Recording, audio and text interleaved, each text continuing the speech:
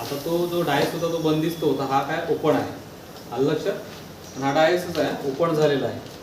प्रश्न काय म्हणतात पहा, शेजारील घडणीवरून तयार होणाऱ्या इष्टिका चिटी आकाराच्या पेटीच्या एच्या विरुद्ध कोणता अक्षर येईल? एच्या विरुद्ध. आता एक लक्षात घ्या, पहा थोडी संकल्पना लक्षात घ्या, मी काय म्हणतो बघा, बोर्डकडे लक्ष द्या. समजा इथे ए असेल, काय असेल? ए असेल. याच्या जे विरुद्ध स्पेलिंग असेल, अक्षर असेल, ते कुठे आहे? मागे आहे ना. जर आपल्याला इकडून त्याच्याकडे जायचं असेल, याच्या विरुद्ध जे काही स्पेलिंग असेल त्याच्याकडे जायचं असेल, कुठून जाल? समजा इकडून जर जाल तर एक घर सोडून जावं लागेल, बरोबर आहे.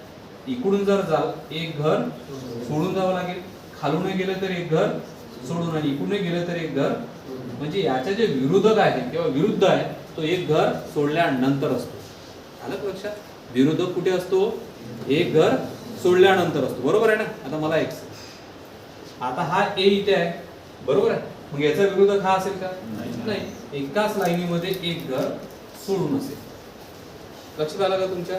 म्हणजे काय? ए च्या विरुद्ध कोण असेल? सी असेल. आता बी च्या विरुद्ध कोण असेल? मग डी असेल. बी च्या विरुद्ध कोण असेल? डी. आणि ई च्या विरुद्ध कोण असेल? येईल का लक्षात? आपला प्रश्न काय? ए च्या विरुद्ध काय? तर काय ए च्या विरुद्ध? सी. कळत आहे का? ठीक आहे ना. समजून घे. एका लाईन मध्ये असलेले एक सोडून एक विरोधक असते, हे लक्षात ठेवायचे आहेत आपल्याला.